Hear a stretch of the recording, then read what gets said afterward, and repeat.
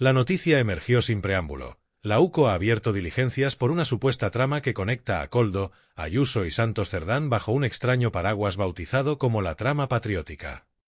No es un titular más lanzado a la ligera, ni una interpretación incendiaria.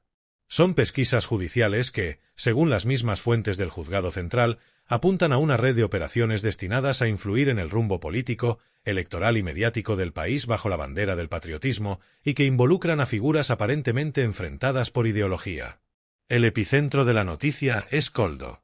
Su condición de filtrador fiable dentro de los despachos del poder ya le había otorgado notoriedad. Pero ahora, su nombre aparece al principio de algo mucho más complejo. Supuestamente, era el interlocutor que mantenía contacto con representantes tanto de Ayuso como de Santos Cerdán. Y todo ello en encuentros donde se tejían estrategias de narrativa patriótica, destinadas a mejorar la imagen pública de políticas concretas, supuestamente enmascaradas como decisiones de Estado. La clave del asunto es la coexistencia. Koldo, miembro de estructura técnica, conectando perfiles supuestamente enfrentados políticamente. Ayuso, presidenta de la Comunidad de Madrid, cuya imagen política ya había sido cuestionada por contratos opacos. Santos Cerdán, histórico del PSOE con influencia transversal. Y esa conjunción en un mismo espacio informativo no es anecdótica. Según las diligencias, los encuentros habrían incluido planificación de entrevistas, cobertura mediática y medidas que mezclaban intereses partidistas con presunto uso estratégico de fondos públicos. Es crucial entender que esto dista mucho de ser una acusación política. La UCO no actúa por hashtags ni por tertulias. Actúa por indicios, por patrones de conexiones y por seguimientos administrativos y financieros. Y lo que empieza a filtrarse es un esquema: facturas, empresas interpuestas, pagos difuminados, ordenadores incautados, correos cruzados y agendas de reuniones donde se combinaban mensajes de apoyo patriótico con la gestión de contratos vinculados a las tramas investigadas previamente. La investigación ha detectado, por ejemplo, facturas de consultoría que apuntan a llamamientos a la unidad. Por la España fuerte, señalaban algunos documentos, otros se referían a ejes de comunicación estratégica en torno a eventos relevantes de la Comunidad de Madrid y del PSOE. Eso incluye ruedas de prensa, actos institucionales y campañas públicas donde coincidían dos líneas, una señal de unidad nacional y otra de respaldo a acciones concretas. ¿Casualidad o estrategia organizada? Los investigadores de la UCO han encontrado también transferencias bancarias sospechosas. No son cantidades estratosféricas, pero resultan repetitivas y trianguladas entre cuentas vinculadas a empresas de publicidad y comunicación supuestamente independientes. Todo ello apunta a una posible trama para financiar campañas comunicacionales bajo el velo de referentes patrióticos que servían de altavoz para distintas figuras.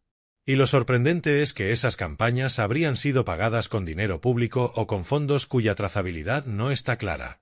Koldo aparece mencionado en correos internos donde se le encarga contacto con ambas partes. A Ayuso se le atribuyen participaciones, en esos encuentros informales, con asesores que mantenían vínculos con empresas que habían recibido contratos por parte de la Comunidad de Madrid. A Santos Cerdán se le vincula a la coordinación del mensaje socialista, como si hubiera mediación entre polos ideológicos para perfilar un relato común: España unida, decisiones firmes. Algo que suena bien, pero que en boca de tantos actores puede convertirse en una coartada. El último pezado de puzzle aparece en la documentación interior de la Consejería de Asuntos Institucionales de Madrid. Allí se ha detectado una encomienda a una empresa para desarrollar un acto de reconocimiento cívico, con la asistencia de Ayuso, Cerdán en representación de PSOE y colaboración comunicativa de Koldo. Esas órdenes de servicio, con facturas a empresas recién registradas, quedaron pendientes de pago y ahora están paralizadas. Y lo curioso, los tres protagonistas confirmaron que no sabían si esas actividades tenían respaldo presupuestario sólido. En definitiva, no estamos hablando solo de una reunión afín a mensajes bonitos para titulares. La UCO está cruzando datos, ubicación de reuniones, identificación de asistentes, movimientos de dinero e incluso posibles contratos cruzados. Ese es el escenario que tiene al poder central nervioso, porque ya no se trata de desmentidos habituales. Se trata de datos probados en trazabilidad financiera. Pruebas que, si se confirman, pueden significar algo mucho más grave: utilización de poder institucional, recursos públicos e imágenes patrióticas para objetivos políticos encubiertos. Y mientras tanto, la ciudadanía observa. Porque no es un tema de siglas, es un tema de decencia democrática. Si hay una trama en la que coinciden perfiles supuestamente enfrentados, si esa coincidencia se financia con dinero público o con empresas puerta giratoria, si se ampara en la coartada de un mensaje patriótico, entonces el daño no es solo político. Es a la confianza. Es a la idea de que los recursos públicos no han de servir a conspiraciones mediáticas, por muy elegante que luzcan. Las siguientes filtraciones han puesto aún más presión. Aparecen capturas de mensajes entre asesores, coordinadores y consultores, donde se mencionan conceptos como unidad patriótica, línea de centro y rescate comunicativo. No se trata solo de buen mensaje, sino de un plan articulado para dirigir la narrativa política en torno a un discurso común, una trama patriótica que en los papeles define canales, tiempos, euros y protagonistas. La Fiscalía, al conocer estos indicios, ha pedido más documentación a la UCO. Y ahora están revisando también pagos desde cuentas públicas hacia esas empresas, supuestamente neutrales, que aparecían en informes como encargadas del direccionamiento estratégico, desde captación de audiencia hasta impulso mediático del carácter institucional de Ayuso y la naturalidad democrática tersa de Cerdán. Los investigadores hablan de cofinanciación mixta, recursos públicos y privados mezclados en facturas difíciles de remontar. En paralelo, periodistas especializados han documentado que, en esas mismas fechas, se realizaron sondeos de opinión pagados desde el Observatorio Democrático de Referencia, una pantalla creada apenas un mes antes y que figuraba en la facturación como empresa consultora. Su objeto era medir el impacto de mensajes sobre unidad, contratratamiento de escándalos y posicionamiento de figuras públicas. Otra pieza de puzzle, retroalimentar la narrativa y justificar los actos. Koldo figura como el intermediario natural. Su rol no era menor, no es un simple técnico. Era el nodo. Establecía las conexiones. Se encargaba del contacto entre las partes. Su relación previa con Ayuso y su círculo fue lo que facilitó los primeros movimientos. Su inserción en estructuras socialistas dio continuidad, como si la trama patrimonial se cimentara sobre intereses de ambos lados. La presunción de inocencia sigue, y ninguno de los presuntos implicados ha sido imputado. Pero los indicios generan desconfianza. ¿Podemos seguir aceptando una política en la que las fronteras entre ideologías se desdibujan frente al uso propio de recursos e imagen patriótica? Eso se llama instrumentalización política. Y, si se confirma, se profundiza la fractura entre ciudadanía y clase política. Mientras tanto, se empiezan a levantar preguntas incómodas. ¿Qué papel jugó Ayuso en los actos de la unidad patriótica? ¿Quién financió los materiales, el acto, el dispositivo? ¿Por qué los documentos no aparecían en su portal de transparencia? ¿Qué papel jugó Santos Cerdán en la coordinación del mensaje socialista en ese entorno? Porque, si un secretario del PSOE actúa como mediador en una trama con la derecha, debemos preguntarnos qué está decidido tras bambalinas y a cambio de qué. La estrategia de defensa que ha activado el entorno es la misma: minimizar, acusar de conspiración, clamar por ataque político y negarlo todo. Pero algunos de los mensajitos cruzados, las capturas con horarios y nombres, las transferencias pequeñas, están comenzando a pesar más que los comunicados. Y ante esa evidencia, la respuesta oficial deja de servir. De modo que la izquierda progresista, fiel a sus principios, ya ha convocado movimientos. Solicitarán comisión de investigación, impulso de control desde el Congreso, exigencia de comparecencias y acceso completo a documentación. No por revancha, no por odio, sino porque una democracia que se dice seria no admite departamentos opacos que manejan dinero e imagen, que dirigen mensajes patrióticos con fin político o que usan a la UCO como punto de contacto. Y desde la ciudadanía, la pregunta surge con fuerza: ¿queremos líderes que coinciden en tramas donde ambos partidos negocian la narración institucional? Porque la confianza se edifica en la transparencia, no en climas de secreto. Y los silencios oficiales no ayudan.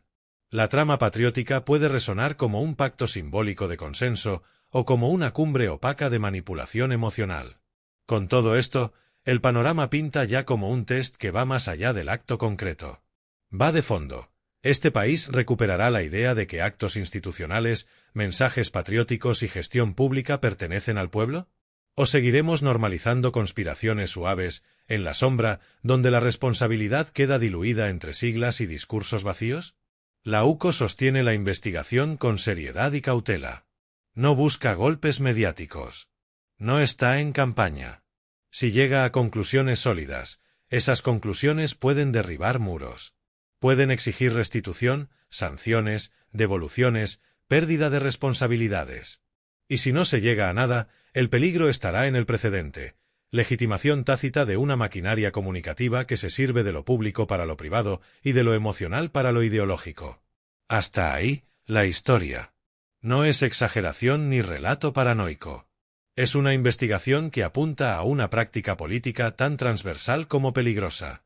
Y lo que requiere, ahora, no es indignarse. Es exigir. No es caer en el rumor. Es actuar con herramientas. Porque una buena parte de la ciudadanía entiende que la política debe volver a su casa, la sinceridad y la claridad. La noticia de la investigación de la UCO no es un simple eco judicial. Se ha convertido en un momento decisivo para la credibilidad del conjunto del sistema político. Si se confirma que hubo una trama en la que figuras de distinto color político se sirvieron de símbolos patrióticos, recursos públicos y relaciones cruzadas, entonces no hablamos de un desliz ni de una excepción. Hablamos de un síntoma, de una idea de poder que ya no teme al límite, que normaliza la manipulación emocional como estrategia política y que cree que la bandera vale más que la transparencia. Y eso tiene efectos profundos. Porque comienza a desdibujarse la confianza colectiva. Si la jefa de la comunidad, un secretario del principal partido del gobierno y un asesor técnico comparten escenario, mensajes y financiaciones bajo la etiqueta de patriotismo, entonces el patriotismo se convierte en un envoltorio vacío. Esa forma de patriotismo no es unión ni sentimiento genuino, es utilitarismo, un traje emocional para cubrir una logística política en lo subterráneo. Por eso la respuesta de la izquierda no puede limitarse a la indignación. Tiene que ser contenido político, acción institucional, movilización social. No es suficiente decir todo el poder a la justicia.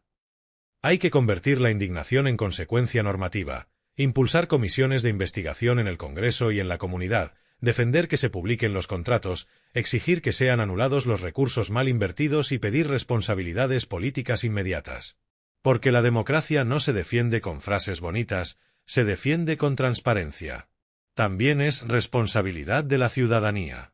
Cada lector, cada alumno creciente, cada jubilado que recibe pensión, puede preguntarse: ¿quiero que las decisiones que me afectan sigan siendo resultado de consensos ocultos, gestiones de bolsillo y campañas envueltas en patriotismo prefabricado? ¿O, en cambio, quiero que la democracia pertenezca al pueblo y no al control de poderosos? Porque esa pregunta exige una respuesta: la política de abajo hacia arriba, la vigilancia constante, la participación activa y el rechazo a la banalidad emocional del atajo. Los medios progresistas tienen su papel. Tienen que seguir profundizando, explicando con estilo claro, exponiendo documentos, mostrando las conexiones, desmontando discursos oficiales. Si la trama patriótica es más que un rumor, debe ser convertida en informe público, desmenuzada en conferencias, explicada con lenguaje accesible. Solo así avanzará el propósito de una política al servicio de la ciudadanía, no de un efecto emocional de manipulación. Y si, como anuncia la UCO, las vías judiciales evolucionan, se produzcan diligencias, imputaciones, comparecencias, no será una victoria de un partido ni un triunfo estratégico. Será una incómoda corrección institucional. Será la prueba de que la democracia imperfecta puede producir justicia imperfecta, y que cuando juntas se cruzan, la política puede volver a ser espejo, no acróstico. Este episodio puede ser punto de inflexión. O puede ser una cortina más. Si la lógica democrática prevalece, el efecto será intenso. Se recortará el margen de maniobra de quienes pretendan navegar en la confusión emocional. Se establecerán cortafuegos entre lo estatal y lo emocional. Entre lo partidista y lo institucional. Entre lo transparente y lo velado. Ese será el avance. Pero, si todo queda en palabras sin consecuencia, si todo acaba reproducido en el debate televisivo marginal y derogado con discurso defensivo, lo que quedará no será un escándalo archivado, sino una legitimación tácita de que los símbolos, los himnos, las banderas, pueden ser condecorados con coloración partidista. Y eso, si se normaliza, coloca a la democracia en riesgo más grave que cualquier tropiezo económico. Por eso esta historia no se termina. Sigue dentro de las comisiones, en los despachos parlamentarios, en las asambleas vecinales. Sigue en las ruedas de prensa de los medios, en las tertulias que no se quedan solo en titulares, en la crítica que exige que lo institucional no se confunda con lo emocional partidarizado. Sigue allí donde unos pocos han querido construir un relato patriótico empañado de intereses. Y aunque el proceso judicial pueda durar meses, incluso años, el momento político es ahora. La decisión está en manos de los ciudadanos, de las formaciones que dicen representar la transparencia, de los medios que dicen sostener la democracia, de la corte ciudadana que mira desde abajo y exige lealtad al bien común. Ese es el reto. Porque en una democracia madura no basta con decir España Unión. Hace falta demostrar, no solo con palabras, sino con hechos, que esa unión se edifica en transparencia, justicia y visibilidad. Y si la UCO confirma que esa trama patriótica existió, que coincidieron contratos opacos con mensajes de unidad, que hubo triangulación entre los actores, entonces esa es la semilla para una reforma real. Controles efectivos, límites claros y reconstrucción del tejido público sin prensa de por medio. Se abre una etapa clave. La izquierda progresista tiene una oportunidad: llevar la indignación a la institucionalidad, proponer medidas concretas, organizar vigilancias, generar pedagogía democrática y resistir la tentación del relato simplón. Tiene por delante la ocasión de demostrar que, más allá de la bandera, están los procesos. Y ese reto es tan grande como esta crisis. Porque si queremos que la promesa republicana de un país justo no se hunda en el precio de las banderas, tenemos que hacer que los símbolos no tengan dueños. Y eso exige empezar hoy.